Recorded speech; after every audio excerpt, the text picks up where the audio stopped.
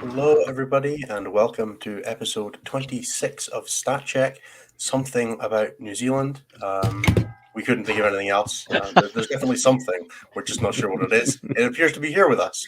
I am Inez. I am joined, as always, by Nathan and Anthony, as very frequently recurring by Jeremy. And for a special treat for everybody, we are joined by another absolute icon of the 40K community at this point. I think Steve has done a wonderful job in his short time with us.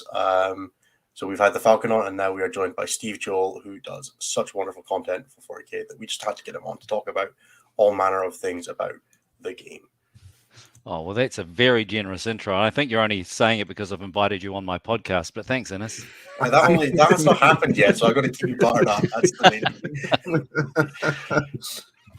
So yeah, we have Steve Joll with us this week. That means we're going to be talking about, I think, the community is the way that we're going to be talking about it. We're going to be talking about our interpretation of how we are tracking, analyzing, and looking at the community. So it will be a CRS and ELO focus episode while we have Steve for about an hour, and then the last hour we'll finish off with some questions with Steve from our Discord and from the chat, and then we'll be closing out with the random questions that we have for us, which will be much less interesting, much less important, and probably focus on Arts of Omen to make me suffer and have to think about new rules. But before we dive into that, let's do a quick run around the table. How has everybody's last week in 40K been? I guess I'll start, because I'm on the left. I think that sounds good. I've just been practicing for LVO mostly. So I've been practicing Leagues of Votann and prep for LVO because I decided to 2 weeks before YOLO right into Votann because I wasn't sure what the rules situation was going to be like for LVO. So Anthony's going to shake his head at me, even though I have more reps with Tyranids and other things. I'm just going to go straight to Votann and do weird shit.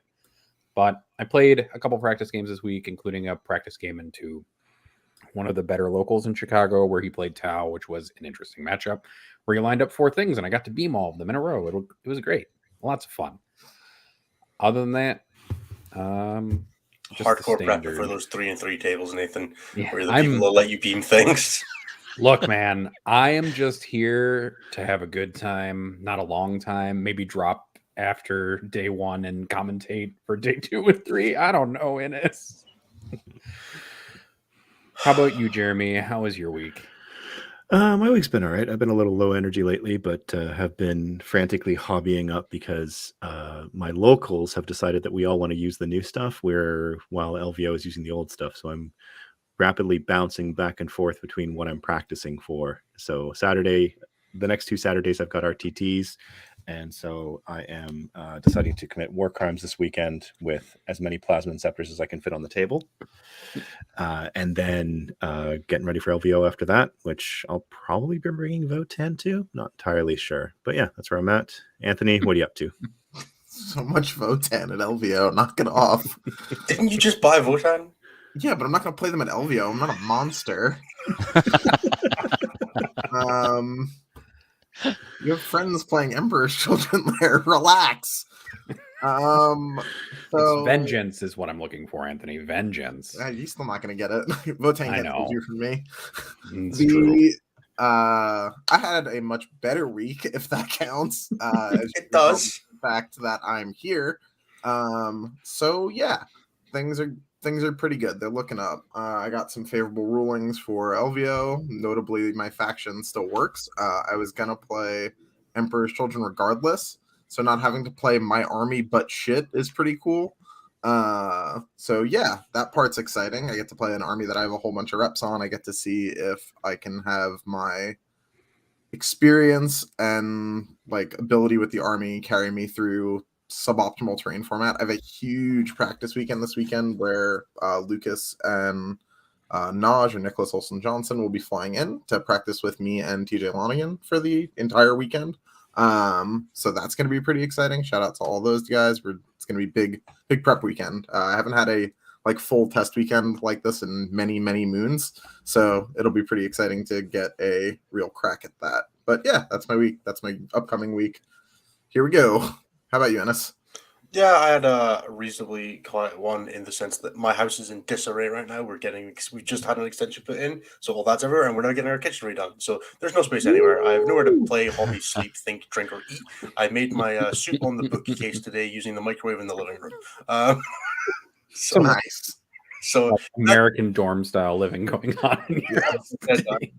so I feel like I'm back at uni right now, which is a positive thing. So not much has been going on outside of the RTT I went to last weekend. I took that down with GSC. I wanted to get a couple reps in because it wasn't using arts. So I played that and managed to have an annoyingly scuffed close game into Primaris only Ultramarines that killed my confidence in wanting to play the faction for LVO. So I've submitted a YOLO Tyranids list for Manchester, or not Nottingham. I wasn't planning on going to until Chris dropped me home and then mentioned that he wasn't leaving until 5 p.m. And I was like, that's when I finish work, Chris. So I bought a ticket I bought a ticket in the next 50 minutes after that and decided to go to Nottingham. This is also when you realized that it was a 400-person event. Yeah, that too. That was a nice thing to realize. It was like, oh, cool. I can actually get really good points by coming fifth and not have to play the top four. That's the ideal. We're aiming for that 450 points is the goal. Just a nice fifth place in the super major. Just a casual 450 points, just prop you up a little higher in that fun ITC ranking bit of system. A boost. Just a bit. Just the biggest event I'll play this year that isn't LVO and LGT. Wouldn't be that important. It'll definitely be the most score you get outside of LVO.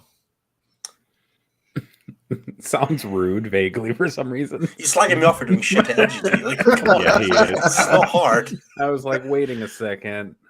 How about you, Steve? How was your week? Week's been interesting. 40K week's been not very active because we're in the middle of our summer vacation in New Zealand, which is because it's summer here, so Christmas, New Year, my kids are on holiday for 8 weeks, which means, I have condolences. I have a 15-year-old boy and twin girls who are 12, which they're awesome, but man, that's a lot of kid time and not enough 40K time. I've been listening to a lot of podcasts, including listening to Mr. Vanilla with my friend David Gaylard and Vic VJ on their podcast Fireside, which was awesome, and doing some interviews for the LVO. I'm part of the coverage team for the LVO, so doing a bunch of interviews with former champions and people like Innes and David Gaylard and Vic who are heading in from abroad to take part. I've been painting my knights. I'm playing a lot of knights lately, so I've been doing some painting on that and trying to get my head around just new rules and shit. It's just new rules and points and seeing if I can get 6 Plasma Inceptors into my Space Wolf list, because that's like 100 and something points cheaper than it would have been 2 weeks ago. So I don't know. Just there's a lot of we're a little bit the same as you guys. I think that I'm playing a game this week, and are we going to use the old rules because the new ones haven't really come out yet? Are we going to use the new rules because we just want to get into that as soon as we can? And I feel sympathy for the people playing LVO because they've got to get their head around both at the same time kind of thing. We've got content creators putting out battle reports and stuff with the new rules, but playing at LVO, so they've still got to maintain all the old stuff. That's got to be hard, and it's got to be weird. If you play a content creator at LVO, just gaslight them. Just tell them the rules aren't what they think they are. No, those were the old rules, dude. This is the new rules. Hey, come on, bro, focus. That's an Arcs of Omen thing, guy. I don't know what you're doing over there. I'm fully expecting at least one person to tell me I have to make points for my spores at LVO and Nottingham. Or have to start your Harpies in reserve. Yeah. Yeah. It's going to happen. Don't worry about it. All right. So we do have stats I guess we can theoretically talk about real quick. There was like a couple events or something this week. Not really a ton. 7 or 8 events. Yeah. We're starting to pick back up after the holiday break where for 2 weeks, there was one whole event. But it's not really the most interesting part of the show today, so I'm just going to blast through it essentially because I don't know. The first part of it is going to make Innes happy. GSC are the top for performance with a 65.6% win rate for the BSC, 2.2% meta rep, 1.45. They didn't win anything, but they did get a top 4, and then they got 3 top 10s. Tau are right behind them for win rate at 59.1. They did win an event. They top 4 2 events, and they top 10 to 9 events. Sorry, they top 9 events. 9 events. I hate them so much. You're not going to like I'm the not rest of going this very much anywhere. either. Yeah, it's not changing. It's going to be very much the same. Chaos. The war crime factions being good is always fun. Worst. Chaos Soup is next with 58.6% win rate. They won an event, 3 top 4s and 5 top 10s. So that's usually things where you have demons stacked onto Thousand Suns and stuff like that, which makes sense. There's a mix of Arcs of Omen and non-Arcs of Omen stuff kind of being played at this point, mostly non-Arcs of Omen stuff. So we'll probably see that as people integrate Arcs of Omen, is we'll see a switch happen as more Chaos Soup stuff goes away and people play pure factions. Leagues of Votann is next, who have had their meta representation percentage kind of scoot up every week as people probably catch up with hobby lag or realize that Zerks and other things are still really good. I don't know. Maybe. Terrible. Just the worst. Why would you Awful take those? unit. Play Hearthguard. Yeah, definitely should take Hearthguard instead because Berserks are terrible. They had a 56% win rate. They got 1 top 4 and 6 top 10s. They had a 0.42 overrep, so they aren't doing too hot in a conversion standpoint given their population. The champions of the week, really, for winning events and probably going to continue winning events even after Arcs of Omen comes out, is Necrons. Necrons won 2 events, which was the most of the weekend, 3 top 4s, 3 top 10s. So they had a 3.38 overrep and a 54.9% win rate. Yeah, that's Harlequin numbers. Hopefully that doesn't continue into Arcs with the secondary changes that they've seen. But I wouldn't be surprised if it did. And also pretty good. Losing the pregame move. It's still good. Nihilak's still pretty good. When you look at its rules, everybody still gets OBSEC, and then you just get a couple other bullet points instead of a pregame. So it's not bad. It's just different. In fairness, though, I would like to aggressively interact with a just score secondaries Necron list with my Iron Hands. I would like to see what happens. Yeah, come here. Oh, that would end badly. Next is coming too, bro. You gonna stand on all those objectives? You sure? Next is our bro. perfectly balanced Astra Militarum NPC faction, who had a 54% win rate, 2 top 4s, 7 top 10s, and a just under 1 overrep. So they're just where they're supposed to be, with a mix of rule sets and whether or not they're playing 9th edition rules. I need everyone watching to understand that I have admin tech stuff off for this, and I was this close to just removing Nathan from the thing. Look, it's not my fault that I'm right. It's okay. You can just accept it. Just accept it, Anthony. All right. We're just going to... Harlequins have dropped down quite a bit. Orcs are a faction that actually is doing pretty well. They'll probably be doing pretty well post-Arcs of Omen based on some of the chatter I've seen. Tyranids have dropped quite far. They're actually at a 50% win rate right now as of last week. Psychosomatically responding to the nerfs. They keep us so hard it's bouncing into Nephilim rolls. So we've got 1 top 4 for them and 3 top 10s and a 0.63 overrep, which I think is actually their lowest overrep in probably a year. A full year. Whenever Crusher came out to now. Yeah. Outside of that, Sisters are doing all right from an overrep. At the very, very bottom of the pile, we have Adeptus Mechanicus who didn't have anybody play them, so they got a 0% by dint of not participating. That's exactly how many players should play that army. That's going to change, though, right? I feel like they're going to do all right. Yeah, they'll be. They got some decent love in the data slate for sure. Yeah, their cool unit got love too, which is Cataphrons. It's by far the coolest thing in that army besides Ruststalkers. Yeah, I feel like everybody's whipped their 200 Vanguard out of the toaster oven, and they're like, "Ah, yes, I am ready to commit evils once again." Yeah. Ah, yes, and they crack their knuckles and then prepare. Our bottom performing factions, including one faction that we'll probably have a lot to talk about a little bit later in the show. The bottom performing faction is Drukhari, who only had 2 players, but they had a 30% win rate across those 2 players. So Drukhari have gone a little bit down into the bin, which is also funny. And then Space Marines, who will be the focus of our discussion probably quite a bit, are perfectly balanced at a 1.04 overrep, but a 40% win rate, 1 event win, 4 top 4s, and 7 top. And they'll stay about the same. Yep, and they're still the most represented faction at 12%. They had 39 players over the weekend. So like we said, a pretty quiet weekend, but you're probably going to start seeing some of these things continue, and then you'll see some changes as Arcs of Omen happens. Is it going to be like, was it the end of 8 where Iron Hands just went crazy, and now we're at the end of 9th and Iron Hands are going to go crazy again? I did the research. This also happened in 6th and 7th. I saw that meme. It's the signal of the end of a absolutely is. Man, all I'm saying, just print a Clan Ralcon supplement again. It's happened before. It's going to happen again. What was it I the mean, Sons of Medusa before? Yeah, the Sons of Medusa detachment in 7th edition, the Clan Ralgon supplement in 6th edition. Just when you want to end an edition, just slam Iron Hands into the sun. It'll be fine. So they're the Yeah. they're the fourth horseman. Yeah. I think there might be all 4 horsemen at this point. Yeah. Terribly. They're all- yeah, it's possible.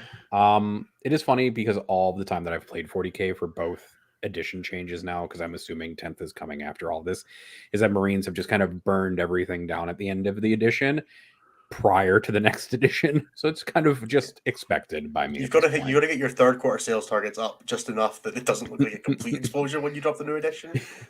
Well, I mean, GW did drop their like sales report just like earlier this week and had apparently another bumper year or something like that. So I think they're doing okay. Doesn't surprise me. It's fairly impressive in the current UK climate to have a good year, so they might be the only ones. Yeah, just them. No one else. There was a point, I think, during the pandemic where they were the only positive thing in like the UK stock market or something like that, showing like a bunch of progress while everything else was failing about. Company in the world, or the most profitable percentage-wise company in the world for like a couple of months. It was wild. Oh, yeah. It's wild. And that's all I got. As one does. Yeah. What a shock that when everybody's confined to being indoors, that something you do indoors would go nuts, right? Nerd hobbies. Yeah, exactly. We kept buying units and we couldn't test if they were bad, so we just kept buying more. Yeah, that's right. Couldn't play. I got a Death Guard army. I had no idea if it was good or not. I just wanted the models.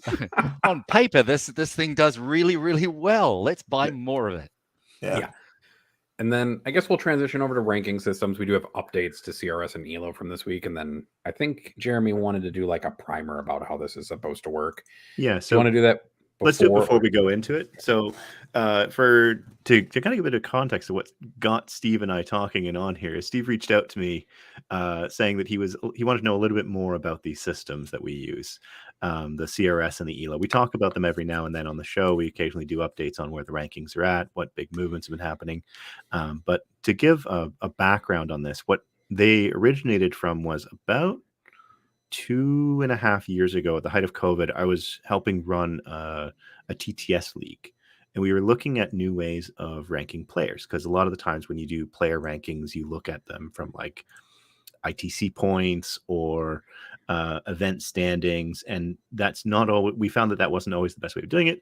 And since we were doing just kind of this standalone league, what we decided to experiment with was player ELO, which was a method taken from the chess world of ranking players in head-to-head performance. So the idea behind it is that everyone starts at the same level, and then you either gain or lose points based on how you perform.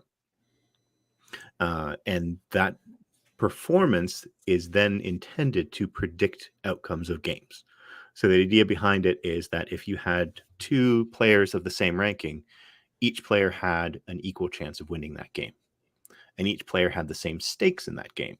So if one lost and one won, they would both move up and down by the same amount. But if a player of a higher ranking played a player of a lower ranking, the higher ranked player would have a higher chance to win, so higher stake in the game. Yeah, they would gain less, but they would lose more if they lost that game, because it was proportional to the difference between the ranking of the 2 players. And so from there, I took the original chess ELO system and started applying it to games. So fast forward to, I think it was June of 2022 when we started up StatCheck and we were starting to get everything in order. I had been collecting player data for 5 months at that point, and we decided to say, well, what happens if we create our own player ranking for the entire ITC, and as well as events that are happening on Tourney Keeper, on Down Under pairings, and start comparing players against each other across metas, across countries. And so it did that, started calculating it. And one of the things that we noticed and if you go to the page, you can actually still see this, is that at that time, all of the top ranked players were main factioning Tyranids. Or Harlequins. Come on. Or Harlequins. Yeah, there were 2 Harlequin and like 8 Tyranid players in the top 10. It was something that was rather interesting. So the next question that came up from there was, how do we account for factions? And so what I decided to do was take the same approach, but instead of just ranking players, create a team out of that player and their faction at an event. And then that pairing, that basically like a team of two people, one being the faction, one being the player, would then determine how strong they are, like how well they're ranked into each other. So if, say, someone's maining Tyranids into someone who's playing Guard, they could be the same skill level players, but there's such a disparity in the faction rankings that the Tyranid player is heavily favored. And so what I fudged around with the balance a little while until I found something that seemed about right. But it's one of these things where, so now the way that it works is it takes into account the current faction strength of each of the factions, and the current player strength, puts them together, creates that team, and then every game that happens in BCP, Journey Keeper, Down Under Pairings, mini headquarters, it will then take a look at that head-to-head, calculate an expected outcome, and then update their rankings. Right. I just wanted to know what the letters stood for. It's the Curie ranking system, and everybody gets Curie points. So we've decided. Okay. So ELO really... for a man of my age, ELO stands for Electric Light Orchestra. Yeah, so that's good because ELO is not an acronym; it's a surname. So is it really? It's actually the guy's surname. Okay, perfect. Well, that's why it's ELO, not yellow. Yeah. So I spent probably 4 hours trying to figure out what ELO could possibly stand for, and now I'm like, okay, cool. That was time wasted. There you go. But yeah, the CRS, I just chose it as the competitive ranking system. I didn't think about it, but then several friends of mine kept saying, no, it's the Curie ranking system, because Curie is my online moniker. It's what a lot of people know me by primarily, because that's where I would interact with them before we kicked off Stat Check, and I started saying, no, let's use my real name. And we can't help it. We still call him Curie. Yes. I just accept that that's the fact now. Yeah. I just want to change it from CRS score to Curies. I don't know. To Curies. How many Curie points you have? Yeah, exactly. It's all about trying to get. That's why Anthony plays Emperor's Children, so he can get more Curies. That's it. Not any other reason. Exactly. But then around different parts of the world, it'll be pronounced curries, and there'll be confusion, and it's like, is it Hearthguard or Hearthguard? Every just like different. It's true. 40K faction has things that people pronounce differently in different parts of the world, or differently in different rooms that they're in. It's just everything all the time. Yeah, for sure. And whatever you heard most recently on Stat Check is actually the official pronunciation. Oh, okay, good. Yeah, so right now it's curries. So whenever you feel like changing, until we say it again, that's just how it is now. We are actually the sole arbiter of pronunciation in 40K. That's check out our flights and our figurehead. Yeah. Thanks for that one, Gitley. Steve was just curious. I'm going to write that down and use it on my radio show. That's very good. So I'm going to go through our CRS ranking board real quick because we did update it for this week. I'll just do like the top 5, and then I'll show you where Anthony and Innes are, because I think don't do that. It hurts. That was fucked up. Number 1 right now is Tom Ogden at 2017 curries. Vic Vijay's in second at 1977 curries. Manny Chima is at 1973. Mike Porter is at 1955. And then Nassim is at 1942. And I think most of these people, except for Manny, are going to be at LVO, if that's accurate. Yep. Yeah, I think everybody on that list is. Except for Manny. Right, and then, I knew Manny wasn't coming. That was the only person from that list that I knew for.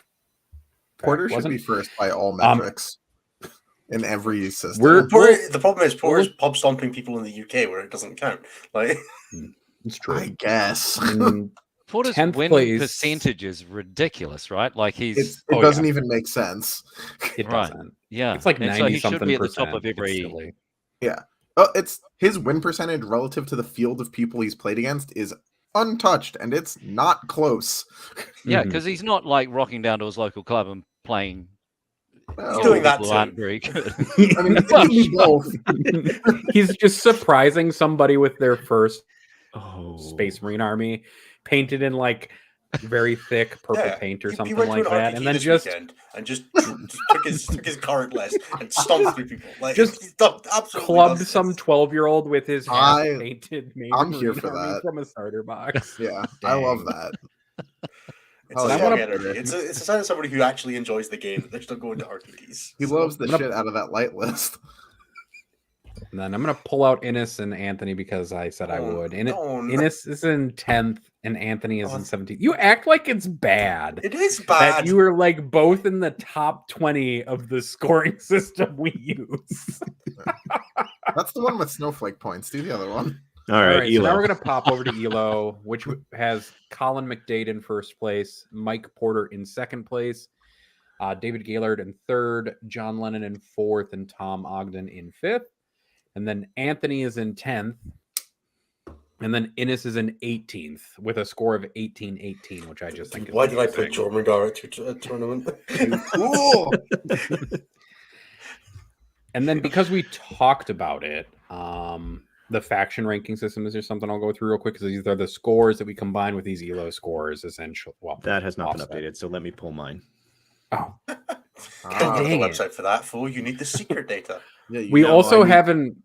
The date on here says 19th of December 2022, but Jeremy did update it for This our is most this is what recent happens when I tournament don't take when I have a busy weekend and don't go through and update everything. So While we you're have doing seen some that, changes. Yeah.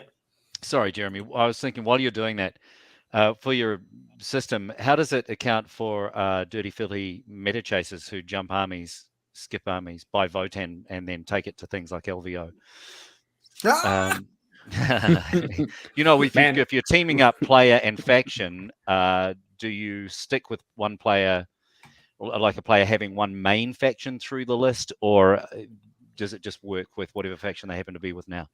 So the way that it works is that it's calculated in real time. So say myself, as a really good example, I took Dark Angels to 5 GTs. Then I played Knights. Then I played Votan. I've bounced around factions a lot. I think I took Guard to an event as well. And so at the moment that you are running that, so say back in June, I was playing Dark Angels. I take them to a GT. I go 4-2. It ranks every single one of my games based on me playing Dark Angels right then and there and how strong they are that weekend. And then say I play Votan in an event in New York 6 months later. It then evaluates how Votan's strength is right then and there, and will update my ranking accordingly. So it takes snapshots at each time interval to do that. So it always updates. So the main faction on that page is the faction that the person has played the most this year in terms of games. So for example, mine still says Dark Angels, even though I've been rotating around factions. I think Anthony's just updated to say Chaos Space Marines because he was Tyranids for a while. I think it was actually, he was Harlequin, Tyranids, Drukari. He bounced around a lot during the year as well. That's my greatest regret is those NIDs. And just so everybody knows where I'm ranked by comparison's sake, for an average person, I'm at 1,552. Is where I'm at. Is that your your ranking? It's pretty much both. It's very similar. They're like both right around the same point. So everybody starts 1,500 for reference. Yeah. On that. So per that, Nathan should have a positive win rate based on that. I do have a positive win rate. I'm like a 60 something %, which we also have pulled out from the data set. We can pull out individual players and how they're doing on performance-based statistics now, which is something very interesting. Amazing. And then Jeremy's in the top 100. So there you go, Jeremy. Yay. I keep telling everybody, Jeremy counts as a player. You have to listen to it a little bit, and he keeps telling me he's not. Yeah, Jeremy's 61st on the He's CRS, like the third best he's doing Canadian. great. I think I'm like That might be fourth true. best That actually might be actually, true. because I know Riley and Sam and Francois are all above me. Okay, So he's the fourth third best Canadian. active Canadian. Francois is a Canadian player of note, isn't he? Yep, he's definitely a notable Canadian player. He really is. I thought that. Okay, I think I'm missing a joke here. He called. He basically super flamed Francois. After one of our local GTs. But yeah, so for the faction ranking, we'll go through this real quick. Top 5 in descending order are Chaos Soup, which is kind of unsurprising because Flamers are still really good. Harlequins, Mhm. Chaos Demons, Sisters, and then Eldari. Tyranids are actually in 6th. See, terrible faction, guys. It's fine. It's okay. Totally I'm taking them. dead. Yeah, they only have a ranking of 1733. Dead faction. Yeah, Definitely completely in the dead. bin. The most average faction is Chaos Knights at 1490. That tracks. Sure. Yeah, one thing to watch with the faction rankings is they can get a little funny. If you look at like where are Chaos Titans right now? How are they doing relative? Adeptus Titanicus Praetoris are 1470 because they've won. I think they've won 1 game this year. Yeah, exactly. But they've only That played sounds 5, accurate. so they don't have a lot of opportunity to Correct. lose games. So they don't drop through the rankings. So that sort of there's a fat middle where there's a lot of very low player rate factions that can make the rankings as you go down into the lower ones a little inaccurate. You Yeah, kind of just so- have to remove them mentally. To get an idea of the range, Chaos Soup is at 1854 and Imperial Fist is at 1150, with 1500 being the baseline. Yeah, so they're both What plus minus 350 on the average. What I love that I've heard you guys talk about before is the difference with the faction being played by your top players versus everybody else. And that's something that I think about a lot when people talk about just raw stats. You just talk about the numbers of a faction. Things like Votan or say Tyranids when they were super good were doing super well, but then as soon as something else came out and was doing well, a lot of the top players jump onto that, right? So that just leaves you more average players playing it, which brings it down, but doesn't necessarily make it a lot worse. So I love the fact that you're able to separate those out.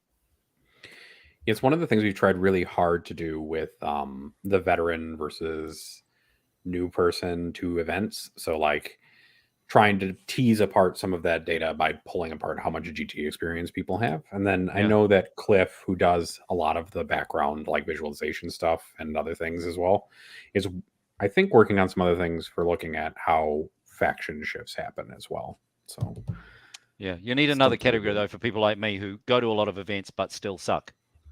I mean, I'm in the same boat as you. Don't worry. I thought that was Steve. just Marine I've players. gone to a lot of Yeah. events, and I'm not good Like at this GW, game. GW approved that. It's just Marine players are terrible. Yeah. So yeah, we just bundle you all together into your own category. Right. Innes, Right. Innes, do you want to do the plugs and then we can go into questions for Yeah, for I'll do the Steve? plugs super quickly. So, hi everybody, thank you for joining us for episode 26. If you're enjoying the show, you can check us out in a few places. If you want to catch the live show, you can check us out at YouTube at 11 p.m. GMT and also a bunch of various times across the rest of the world. It's noon in New Zealand. We know that one now. The rest don't matter. You can figure it out from there. That's context clues, guys. So you can check out the live show on YouTube. At that time, we're also available on Twitch. That's youtube.com/c/statcheck. You can also find back episodes of the show there, as well as all of our bonus content. If you like what we do and you want to support us, you can check out patreon.com/statcheck. You can get access to our Discord where you can see wonderful cat pics. One of my coaching clients today shared pictures of Lucifer and Lilith, who might be the most adorable cats I've ever seen in my life. So shout out to them. You can get access to that, and also you can ask show questions. I'm very sorry, but no, they're incredible. It's because there's 2 of them. It just wins. Anthony has a wonderful cat as well. Excuse me. Finally, I will plug that we did an Arcs of Omen reaction show that is not on the podcast network, so you can check that on YouTube. That was called, I think it was just called like bonus content Arcs of Omen reaction, and that was myself, Jeremy, and Cliff, and we did that on the day it dropped, which was last Thursday. So if you want to check that out, it's on the YouTube feed. We're quite happy with what we did there, but it's not going out for the live show because it's not. Deal with it. Thank you everyone for being with us, and we're going to move into some questions for Steve now, so Steve can enjoy the rest of his lunch break in a mild amount of peace and have some time to shove some scran down his neck. Yeah, I did that actually just before we went on. I thought I'm not going to There you go. survive until it's like, as you said, Very it's smart, very smart. It's noon on a Wednesday. Well, it's 12:35 on a Wednesday now. So yeah, lunchtime for me. Perfect. Right, Jeremy, do you want to do the questions? Sure, that'd be great. All right, so Steve, you've created quite a few very interesting and very unique series. Someone has a question of what is your favorite idea for a limited series that you haven't been able to do? Ooh, I've got a really good idea for a limited series that I want to do. I say limited series, it could go on. But I don't know if I want to go into a lot of detail on what it is yet, because You might do it, and you want to have it be a surprise.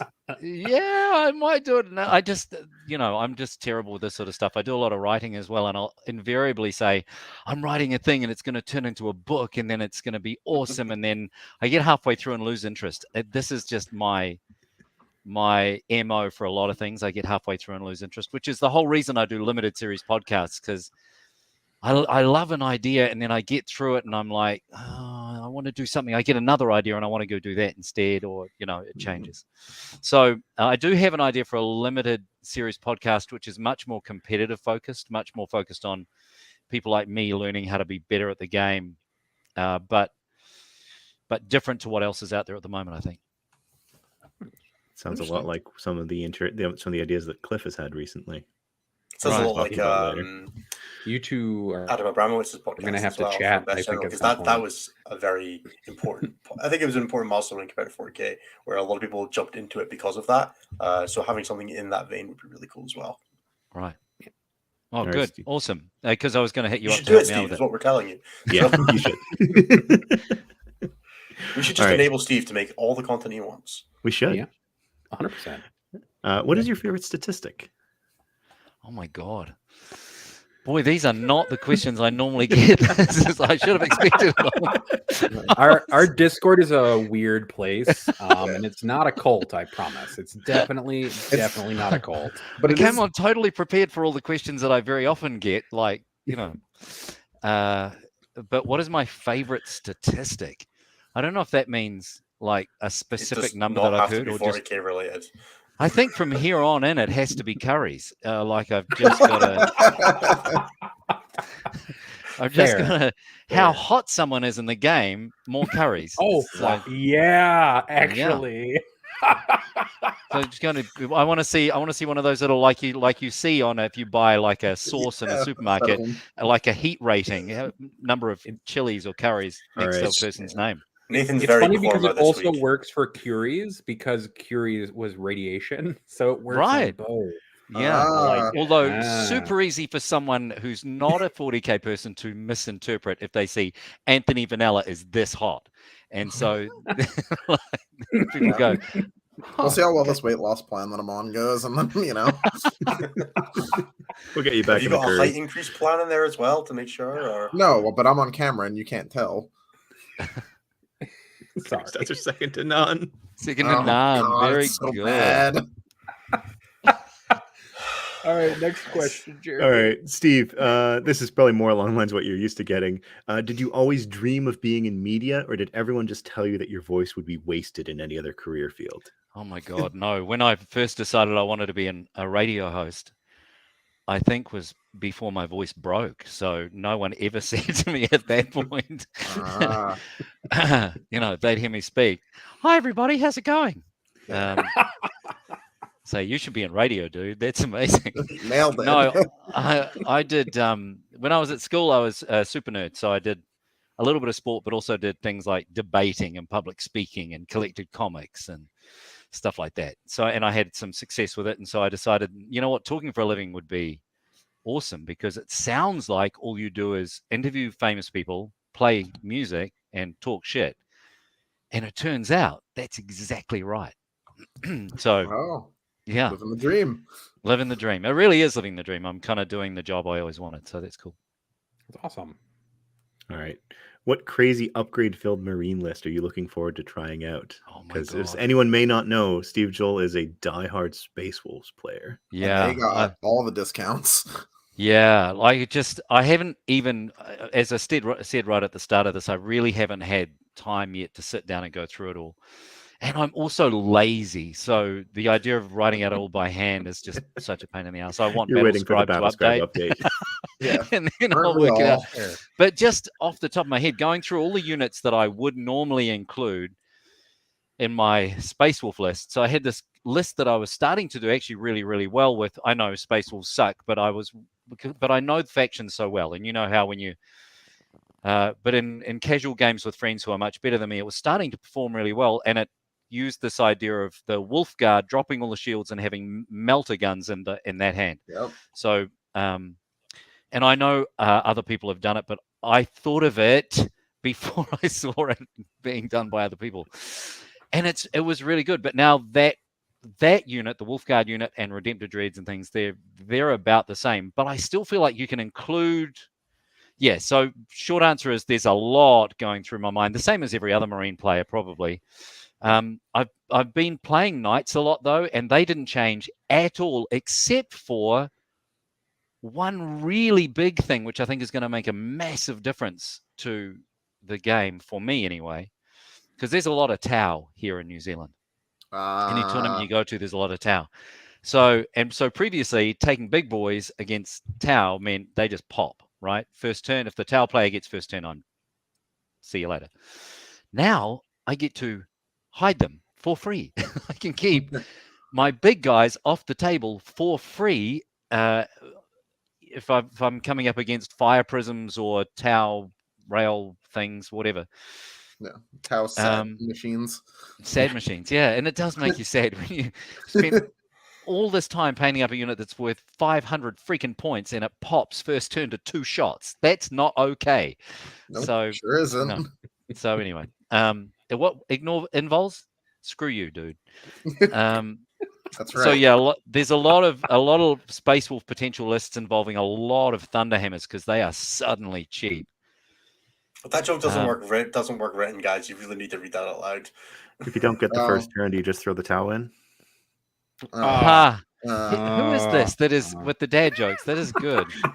They're all Gitley Gaming. He's just been on point all episode. Yeah, it's really good. There is one question from the not Steve Joll questions thread, which is Steve going to come down to CH in March, which is later said is Christchurch. Yeah, CH or CH squared, Christchurch. No, because in March, actually, you know the GW World Champion of 40K thing that was just announced, this worldwide circuit. So there's an Oceania or Oceanic circuit as part of that. Each state of Australia has a couple of tournaments that will contribute, and New Zealand has been given 3 events. And a couple of friends of mine and I have been running events in Wellington, which is the capital of New Zealand. It's kind of right in the middle of the country, the bottom of our North Island, but geographically kind of in the middle. And we've been given one of the events. So, and that'll be in mid-March. So we're going to be the first chance for New Zealanders to qualify for the GW World Champion thing. Oh, awesome. Snap. That's exciting. I know. It's pretty Is exciting. Taylor flying home for it? That's the one that Yeah, it's a very long way to come to. for a GT? Yeah, no, it doesn't matter. Just do it anyway. I'll do Yeah. it. Think of the flex. Yeah. Yeah, doesn't Vanilla just fly everywhere these days to enter events? Lord, it Yeah, feels Anthony's like doing it it. on points. Yeah. We haven't even started the craziness yet. Next year is going to be bananas. I tell you, one time only offer. If you fly to New Zealand, I won't charge you entry fee into the tournament.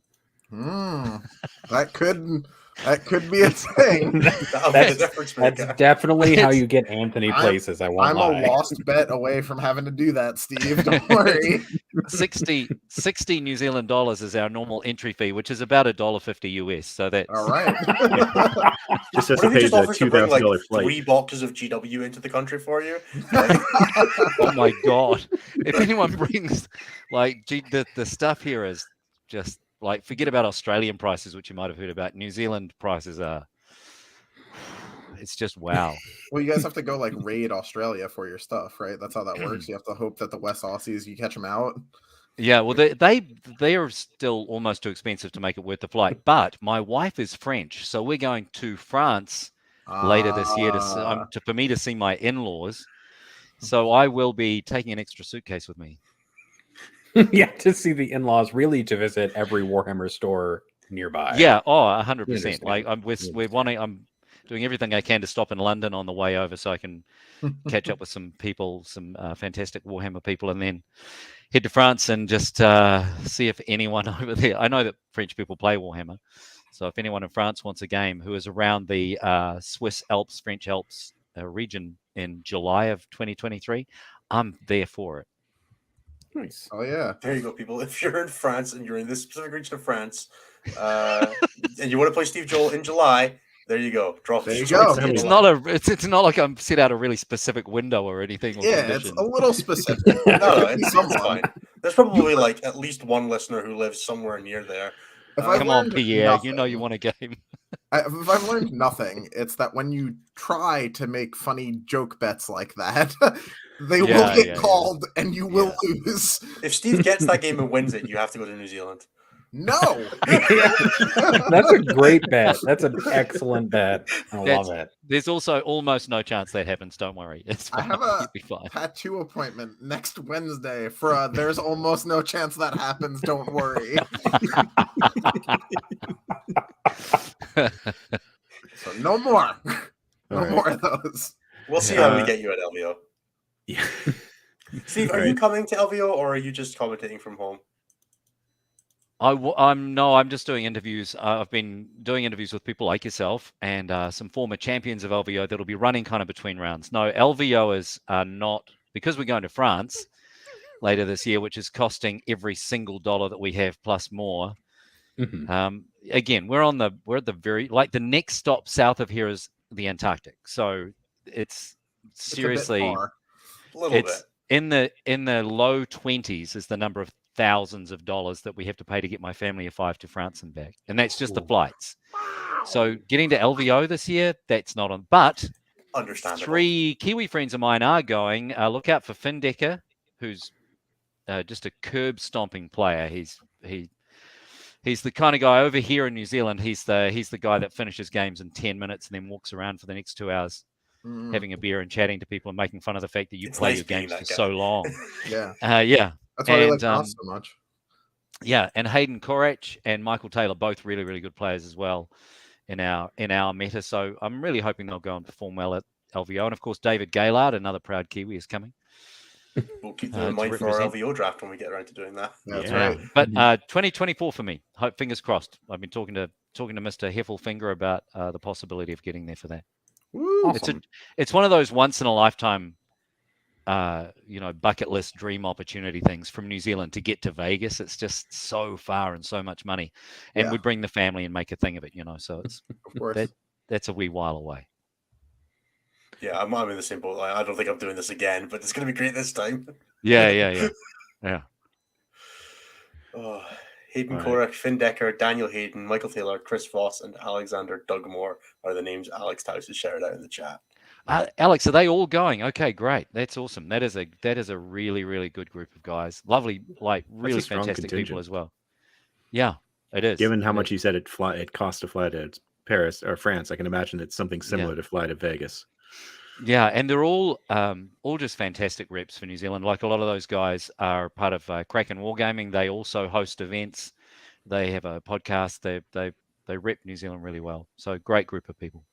Nice. Wonderful. All right, we got a couple more questions, and apparently people have been asking Steve Joll questions in the not Steve Joll question thread. So Of course they have. People can't contain themselves to it's our one thread. Discord. That's Monsters. all right. We created a thread specifically for it, and they still managed to go around it. It's great. It's If you had unlimited time and money, what army project would you start? Oh, again, I'm cursed by laziness. So But you can unlimited commission it. time and money is you need both of those to start an army in New Zealand anyway. that's true.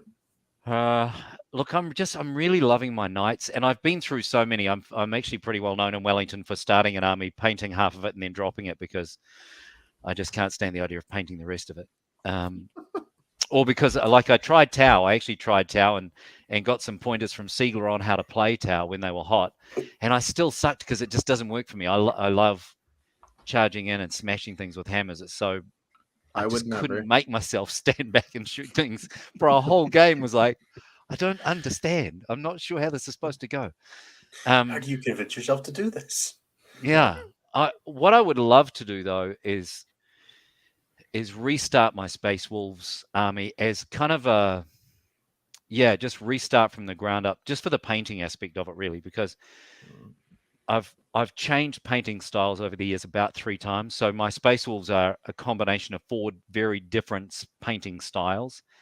So, I just would love them to all look really, really good. And they were one of the, some of the first units I painted, so they're not looking great. So I think unlimited time and money, I would start again with the wolves and get them looking all consistent. And I feel like I'm a better painter now than I was 4 or 5 years ago when I first started them. Makes sense. Makes sense. I definitely Yeah. have gone through that with my Dark Angels multiple times because they've been Right. collected over the course of 25 years. The trick's to just never get better wow. at painting. I think I might have regressed, honestly. So I've regressed in other ways, but I feel like my painting's getting better. All right. What is your favorite 40K content you consume, whether it's podcasts, battle reports, and is it stat check? okay, you can't Obviously- say us. It'll be too nice. No, you can't. Banned. You can Obviously, say it's us. Stat Check is the very best. Number one, top of the list. I feel like I was starting a Frank Sinatra song there. There's so much. Anything competitive focused, which is weird since my own podcasts are very much not competitive focused. They're about getting to know people. But I just want to get better at the game. So a lot of the content I consume is just with an idea of learning how to play the game better and learning tricks and tips and getting hints on how to play and just getting ideas. I'm really enjoying Fireside with Vic and David, and I really love Tabletop Titans and Tabletop Tactics and the Art of War guys. When you're watching battle reports with those guys, that they play well, and I learn so much. There's a lot. I consume a lot of content, and on the Frontline Gaming Network, I'm always listening to podcasts. There's just heaps, and which is consequently I've heard pretty much all of you guys on. My Canhammer guys love Canhammer, so I listen to anything that's out there to do with 40K, particularly competitive stuff. I love watching War Games live too. Joe, who happens to be my next guest on Champions of 40K, Joe from War Games Live. Little plug. Love that guy. I do also want to say, because Alex reminded me of this, and I decided to Google you all because I remember from your shows you just doing research on everybody, and you are underselling your painting ability quite substantially.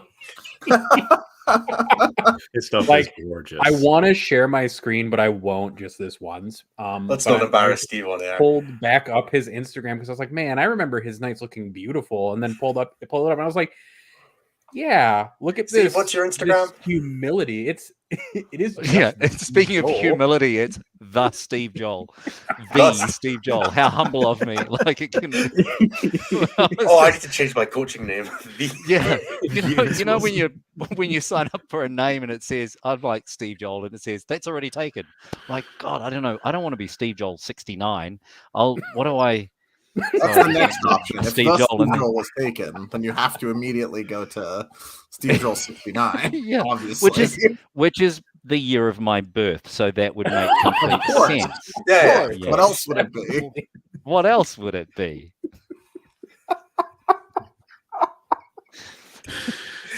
Steve, Everyone let's go and do check out Steve's the super Steve's, quick plugs for Instagram. you. So your Instagram is the Steve Joll. Where can people Yep. find your content?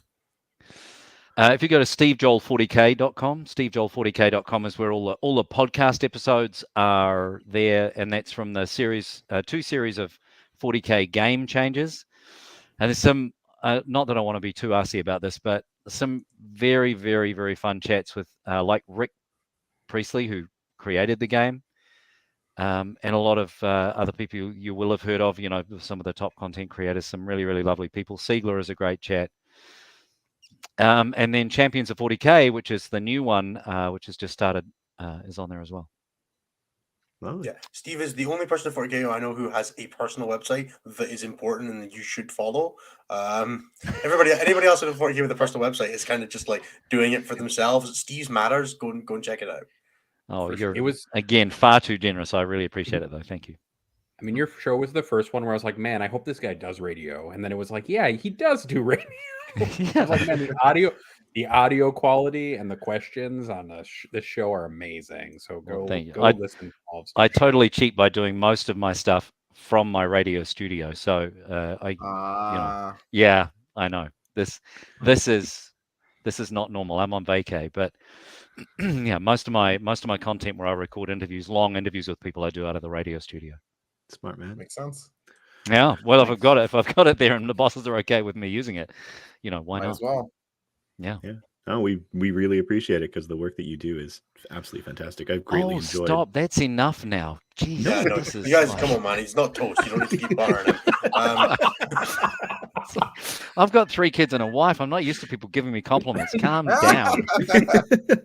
You're gonna give him one Just- too many, and it's just never. All right. Just been through 2 weeks of my kids telling me I'm fat and I have a hairy belly and I've got thinning hair and my body is white except my head is red and my eyes are bad and my ears are bad and I've got hair growing out of my nose and my kids are just like Ruthless. so lovely all the Yeah. time. Yeah. All right. Yeah. So let's take you down a peg then. What is your most embarrassing moment on live radio? Well, I've got several, but the first one that I can think of is my very first radio job in a little town called Invercargill, right at the bottom of the country.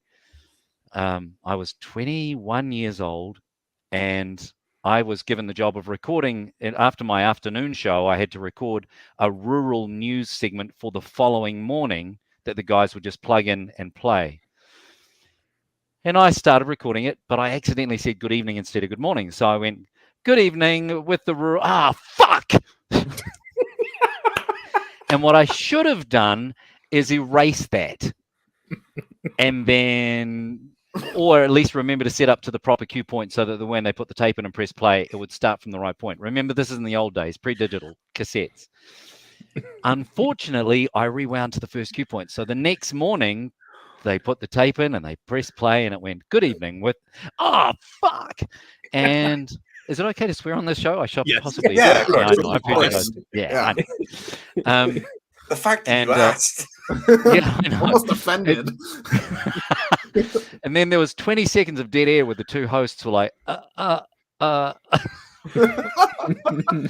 So that was, I thought, and that was about 3 weeks into my first radio job. I thought I'm going to have the shortest radio career in history.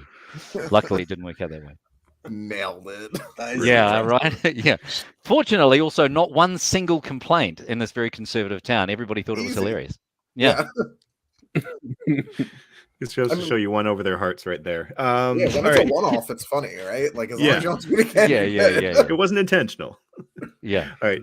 Have you been contacted by Henry Cavill to take part in the 40K series yet? Oh, come on now. Wouldn't that be great? I think He's doing that's the the... voiceovers. Yeah. Yeah. Yeah. There was a funny meme going around that yesterday, I think it was, Henry Cavill has been dropped, because he's got dropped from everything else. There was Henry Cavill's been dropped from the Warhammer 40K series, and there was a photo of Henry Cavill looking sad on a bus. And at the very bottom, of this breaking news thing, the very bottom slug said, unknown named Steve scheduled to take his place. And so I just commented, confirmed. So Yeah. just Nailed it. unknown named Steve, here I am, ready to go. Yeah. No, thank you for that question. No, I will be talking to Henry Cavill's people. I think it's probably pretty hard to get hold of him direct. Seems difficult. All right. Although, Henry, if you listen to Stat Check, which I'm sure you do, being a 40K fan, feel free to reach out. I'd love to have you on my show. And if you have any customs advice, drop us a line. Sure.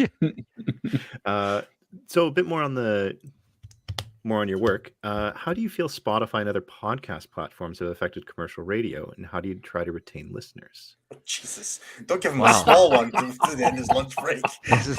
Whew. Yeah. A few years ago, I don't know if any of you are familiar with the song "Video Killed the Radio Star." Yep. When that song came out, it was really big. Radio was supposed to die because of video. Right. And when home people would watch videos in their home, people were like, why would you listen to the radio when you just watch movies all day? That didn't kill radio, and in fact, I think we're all familiar with the fate of Blockbuster stores around the world. So and the same thing when Spotify and other similar platforms came out, same thing was supposed to happen. Radio was supposed to die, and weirdly, and I don't know why, I can't explain it, I'm not sure what the logic is, what we had to do was adjust our delivery a little bit. But weirdly, we've just gotten stronger. Like the radio listening numbers, I know this is true in the States and in Australia and in the UK and in New Zealand, radio listening numbers are actually higher. because I think it's forced radio people like me to go back to focusing on just our local markets and giving things like weather and traffic information and big upping local people and local sports teams That and makes sense. so it's, and you know what it's like also with Netflix and Spotify is the same.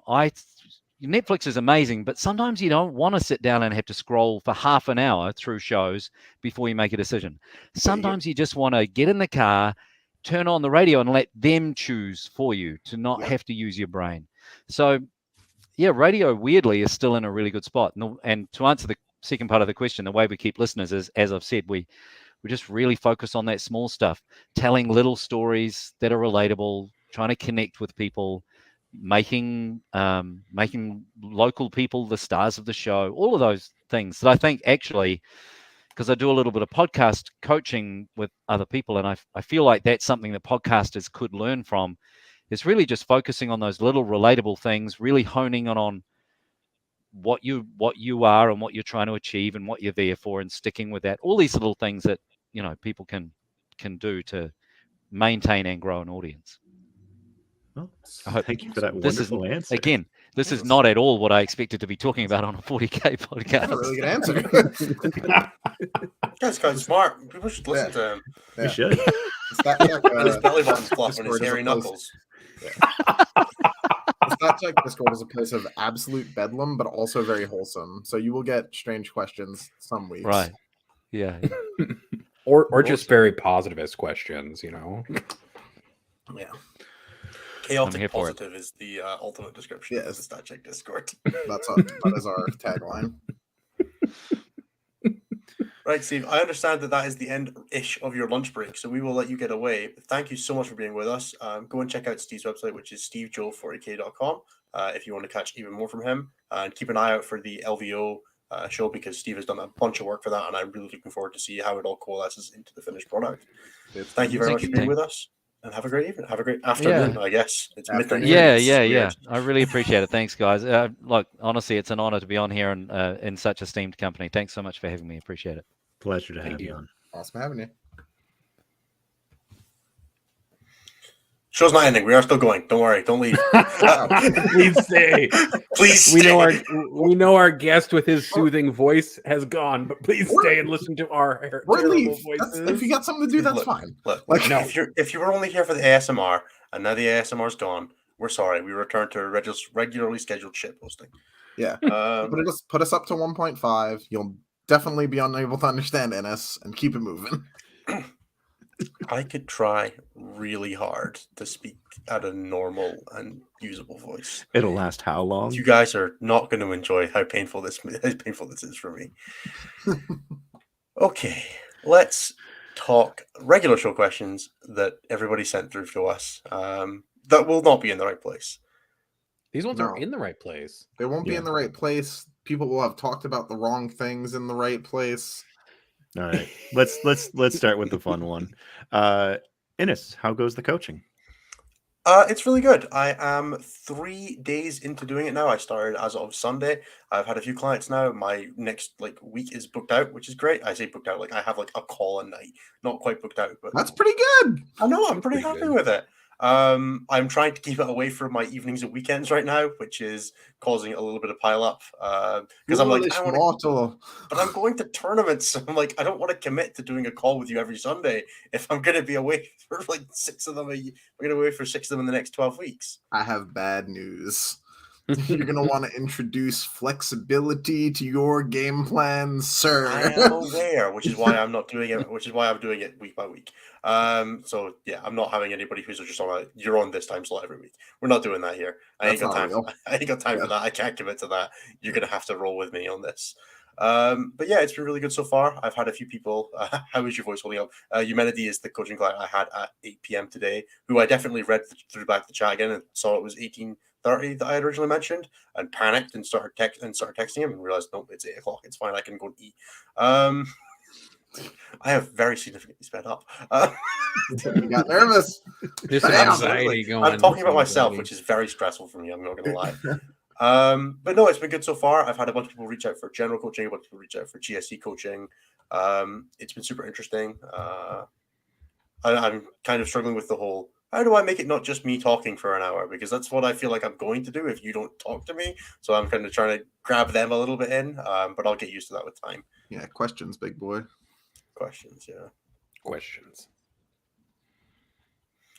So yeah, it's been good fun. If you want to hear more about coaching, you can check out stat-check.com/coaching, where you can find myself and Piotr, who is the coach that we have on 2 events, also better known as Typhus from Team Poland, a wonderful, wonderful coach that you should definitely get in touch with, because he's being criminally underutilized already a weekend. That's true. Yeah, get in touch. We would love to hear from you. All right, Anthony, what tips have you given Innes for coaching, and do you think he'll listen? He's been pretty receptive when I've told him stuff so far. I don't know. Innes usually follows direction pretty well. It's just once you convince him that you're not full of shit.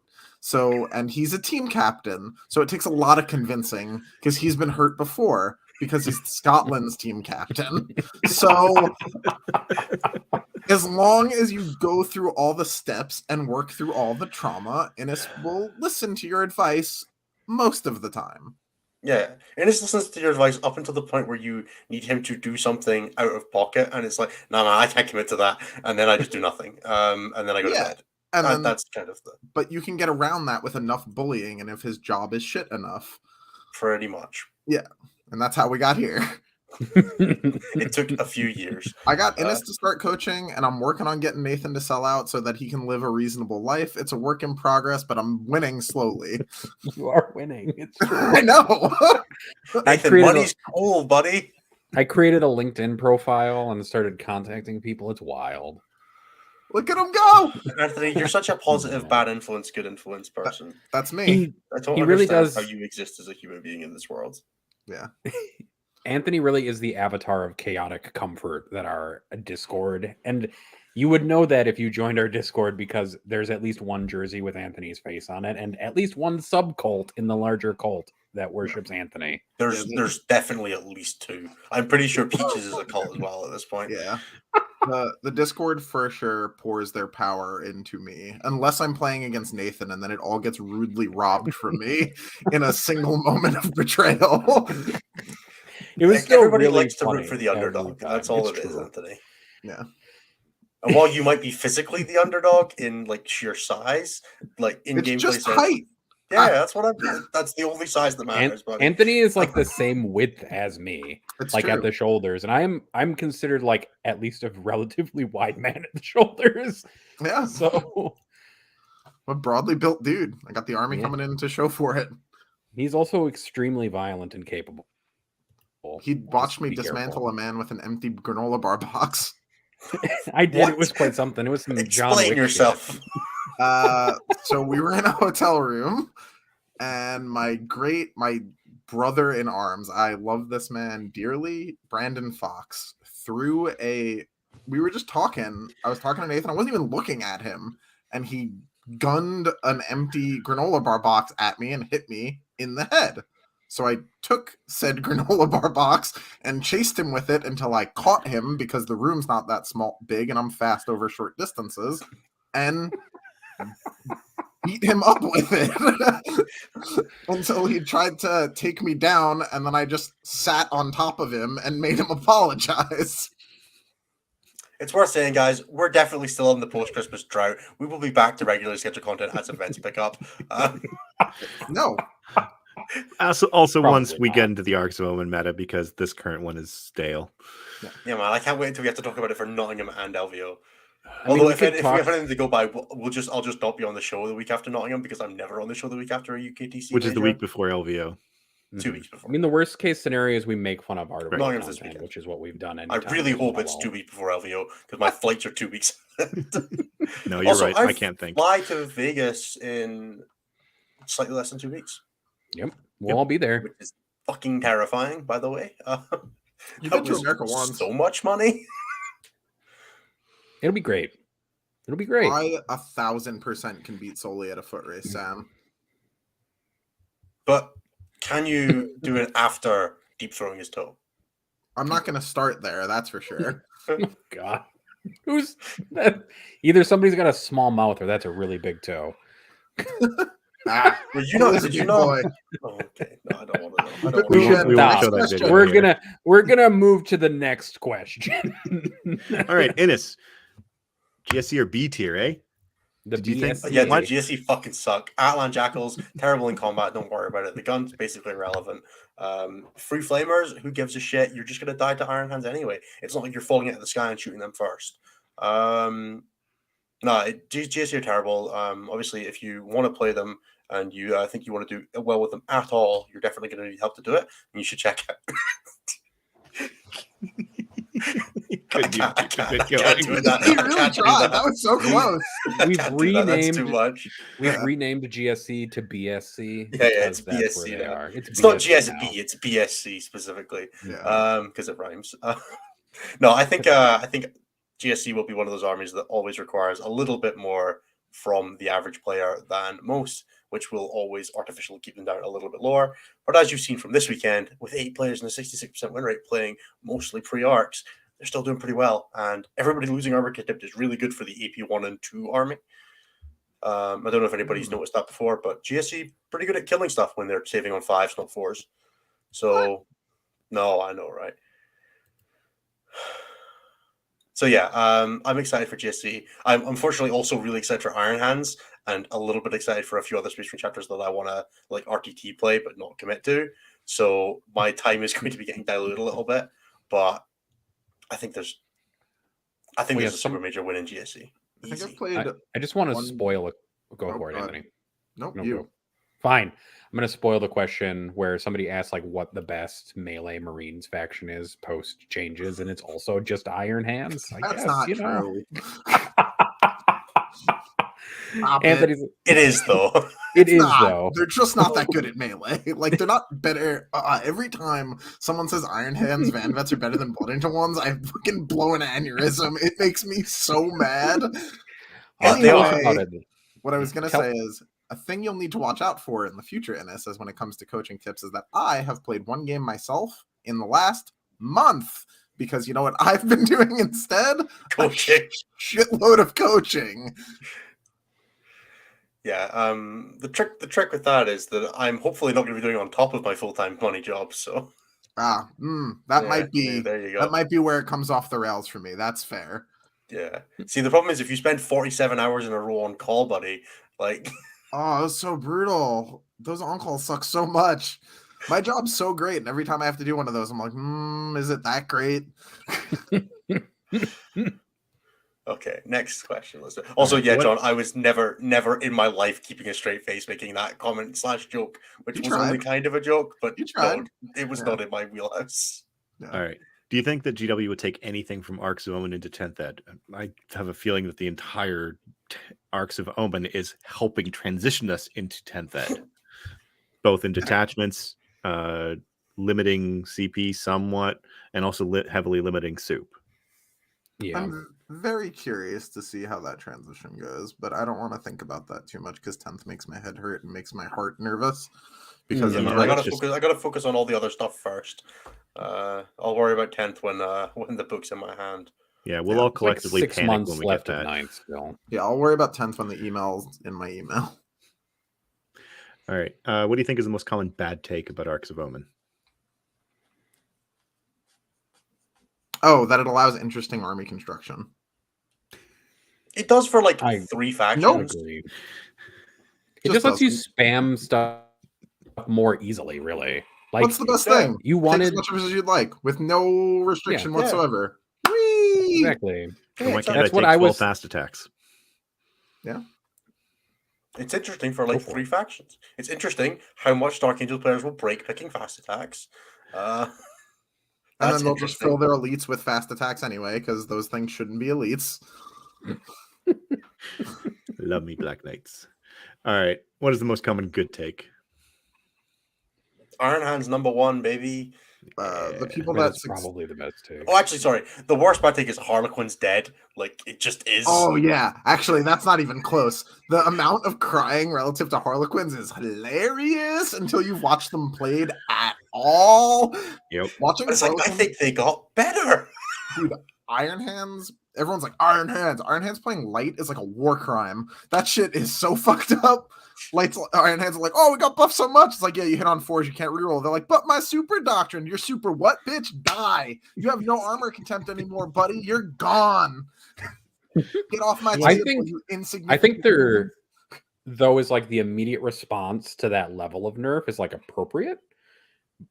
But I also think today, when I was starting to look back through Harlequin stuff to kind of think about and like realize how I would clown in this future world, is I realized you just maybe take some bikes, or I don't know, maybe just still take 9. So yeah, we got more CP now. My death jest is better. I'm 6 inches further away, so I never get shot anymore. But if I did get shot, my info was worse. It's academic. I've never rolled one. I don't roll one. Saves. Man, it's all like, these you just gotta play it votes like just hiding GSC. behind If your unit's in the open, it's just dead. It doesn't. You wrote it off when you put it there, and you don't have to worry about it anymore. About the mirror architect change is that they just took 6 inches of range away from light, so now you get to take it away from them too. And it's like, how bad you want to shoot those guns? At least it's 12 away now, not 6 away like it used to be. Oh yeah, unlucky. Well, I mean, you can do it from reserve. You can still hit them on 4 on better. That's the only thing I got. That's all I got. That's awesome, dude. Sure. Yeah, that's fine. Well, as GSC, it's kind of big. Okay. I actually think Quins will probably be fine, but I think they're going to get dropped competitively by Quins are now the dullest possible version of Quins. That's true. Awesome. It just shows that GW have absolutely no understanding of why Quins were strong. That's true. I will probably play Quins as like a palate cleanser when I get sick of murdering people with Kasserkin and Leman Russ executioners. I love nothing more than like simple data sheet, just how you execute armies. So Quins are calling to me super hard right now.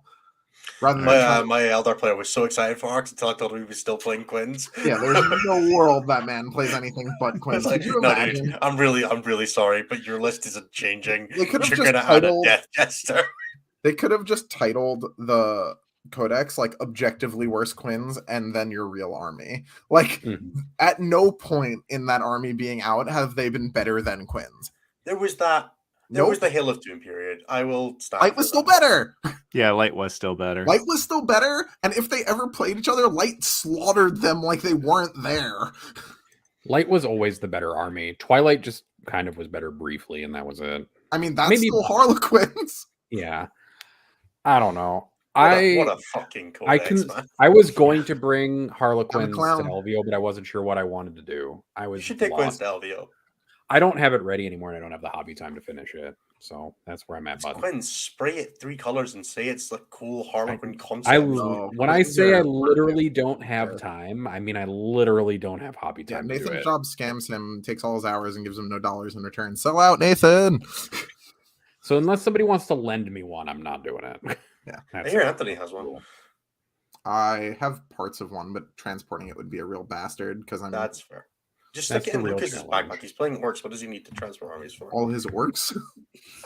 He doesn't need them. No, he can probably find them on the convention floor. Just like, this random pack of crisps with a dollar store at Tyrannosaurus Rex. That's a kill rig now.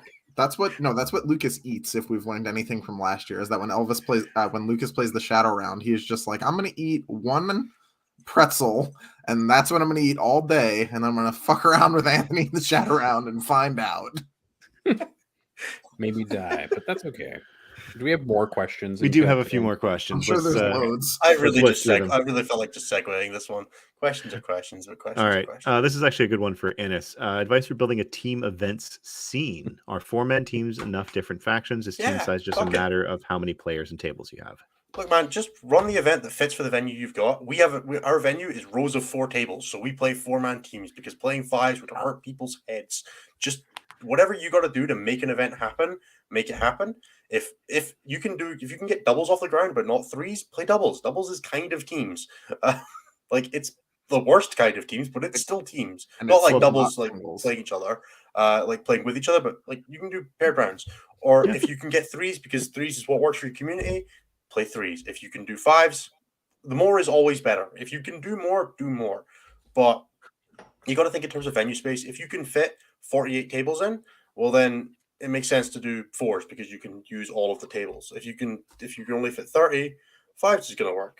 Just work with what you've got. More events is better than others. People will give you feedback and be like, yo, we thought the numbers was a little low. We thought the army diversity was low. If it's a local scene, you're not going to see armies that are, a Iron Hands player, a Harlequins player, a GSC player, and a Votan player. It's not going to happen at local scenes, no matter what level of competitive play you're at. So it's fine. You'll see army diversity because people will bring what they have because it's a local tournament.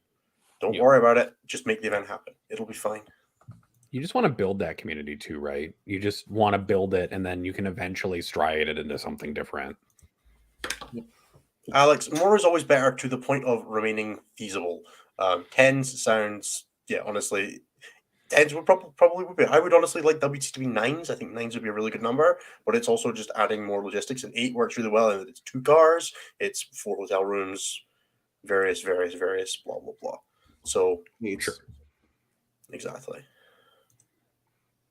Yeah, there is a point at which also army composition and army selection starts to drop off if you get too big. Yeah, you're not making, you kind of sometimes get the choice where, there's usually, 3 really good armies, 3 incredibly good armies, and then the last 2 choices tend to be, your sus and your interesting ones. If you're just picking 3 or 4 of those on top, then diversity starts to spread a little bit. But, I mean, that happens whether you go from 6 to 8 as well. So, yeah. Sure. All right. What are you most looking forward to regarding partnering with Goonhammer? Also, we are now partnering with Goonhammer. We should have mentioned that at the beginning. No, I thought we were doing the announcement next week because they weren't announcing it until the 16th. Yeah, you idiots. Well, now we have to do it. It was this week. I don't think they've announced it, have they? No, but they said we could announce it on our next episode, and they said we Oh, could that's announce fine. it Cool. on our Discord. All right, I'm just going to read it. Let's just read it. And just read it.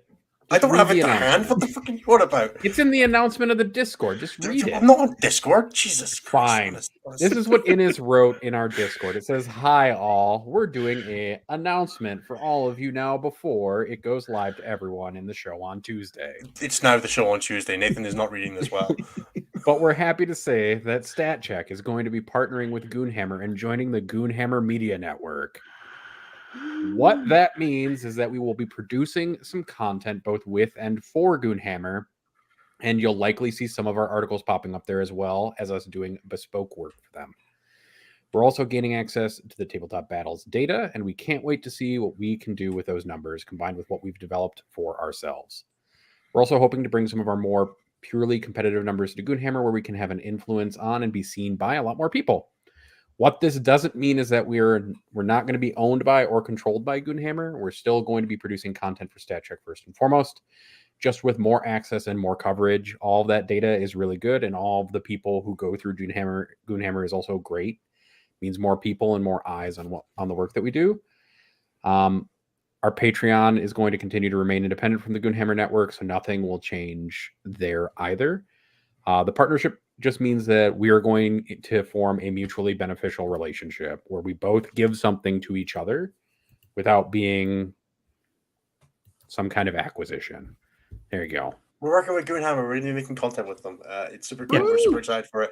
They reached out to us, which was awesome, and definitely made us feel better. We are super excited to be doing it. The 40k stats database that they run is fantastic and has so much cool stuff in it that we're able to use. You'll probably start seeing some things pop up on the dashboard because Cliff has been very excited about secondary data and matching that up with events from tournaments or games from tournaments. Getting it added to our lovely data meta dashboard thing. Right. That's only the second silliest thing that's been spoiled on the show this month.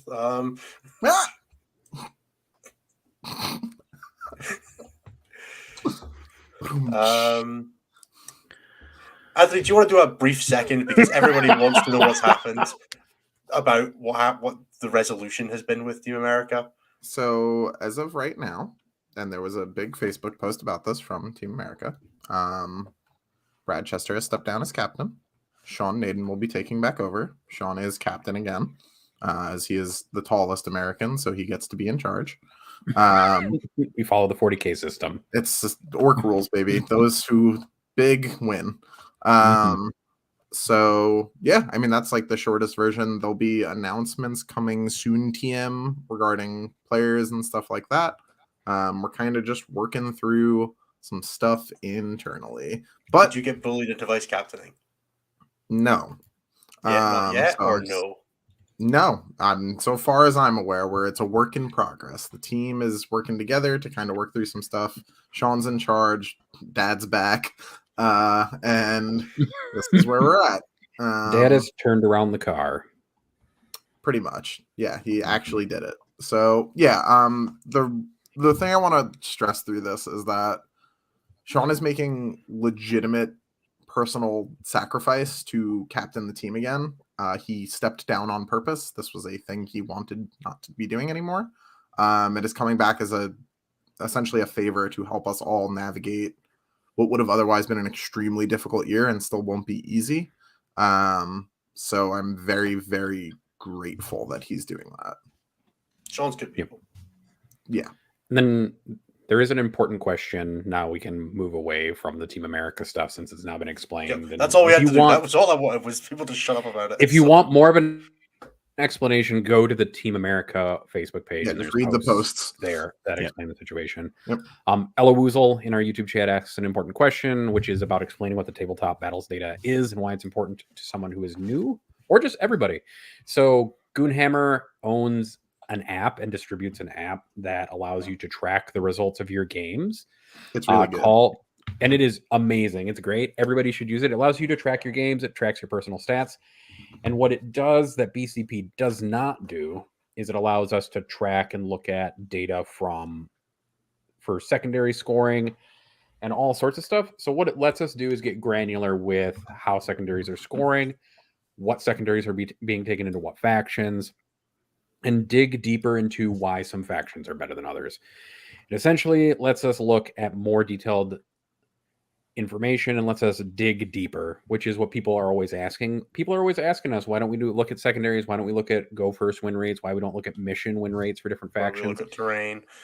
Yep. And all this stuff is what we can get from the Battles app. It's not going to all be GT data. It will require us to curate it a little bit more, which means we'll have to look through it and make sure that the data is actually valid. It shows games to completion, that it's not just garbage nonsense, but it does let us look at a bunch of additional things and look at how balance actually works in the meta right now. What is the actual name of the battle app? Tabletop Battles. It's basically the same developer as the ITC Battles app that you may have remembered before. You may need to go into the beta branch of whatever app store you're using to find it, but I think it's available for everybody now.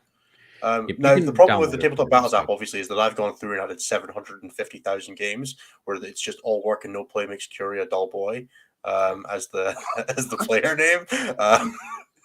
I've just set up scripts to do it, and they're all Dark Angel wins. Mark them all as tournament games with Dark Angels wins. It's funny because that's really easy to sort because you named them all the same thing. No, they're all one is all, the next one is all work, the next one is work all, the next one is all work. And the handy thing is, while it doesn't give you the username, it does give you a unique identifier for all of the games. So you can look at it and be like, this person's a bit of a twat. You're out. Rats. Should probably do that anyway. However, the idea of that me doing that, I'll do it every time I'll just borrow somebody's phone, download Tabletop Battles, add one, just see if I can skew the data. And Anthony Titanic is just getting wins against Dark Angels. Anthony was transcending in the corner during that conversation. I got very powerful.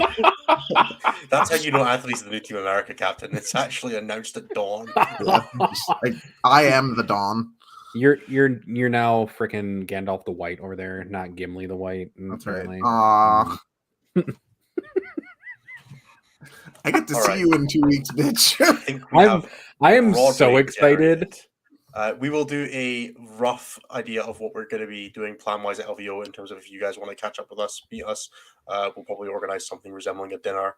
But we will be at LVO, all four of us, as well as Cliff. Unfortunately, Typhus won't be there. But that is in 2 weeks. So one last thing, I will not be on the show in 2 weeks because I will be in the air. So for the LVO pre-show, I will not be on. I don't know about the rest of you. I'll be here. I can host the show. It's fine. Yeah, I'll host it by myself. I'll be here. I'm traveling on the Wednesday, so somewhere in my lizard brain is when I'm traveling. But as all I'm pretty sure you're flying on the Wednesday or the Thursday because we spoke about that when I was over. There you go. So Jeremy, we can coordinate if Anthony can't be here, and then we can grab a fourth guest I don't know. I can like randomly. record a soundboard for you guys of just like me saying inane shit that you can like play. Is that different from a regular episode? No, exactly. exactly. That's what I was gonna say. I'll record the plug for you guys. That'll be it. Perfect. That would actually be Aw, there we wonderful. go. We should do that anyway. No, because it's No, more I think funny if I in his- stumble through it every time and come I up think- with what I'm. I think Inners also likes it when we stumble through it, so he goes back and listens later, and then just cackles to himself as I one don't of us listen to this stumble- show. What do you want bumblefucks through about? it. Yeah. I don't know, Innes. I just thought it was funny. I'll watch a stats conscious show of Nathan and Jeremy. That is very reasonably what's going to happen to make Anthony as uncomfortable as possible, because that is ultimately the entire goal of Stat Check. What? From the very beginning, this is all just a really long control of Anthony. Man, you're making being him Truman suffer. showed right now. On that note, why don't you read us out, Inners? On that note, thank you everybody for being with us. All the plugs happened earlier, so go back and listen to those. I'm not doing them again because I'll just get made fun of. Thank you everybody for being with us for another episode of Stat Check. We'll be back next week, same time, same place. Anthony's going to start looking at me really funny as he moves towards the button. See, I've called him out for it now and he doesn't know what to do. I'm just waiting for you to finish talking. No, you're not. You never do that. Thank you everybody for being with us. We'll catch you next week.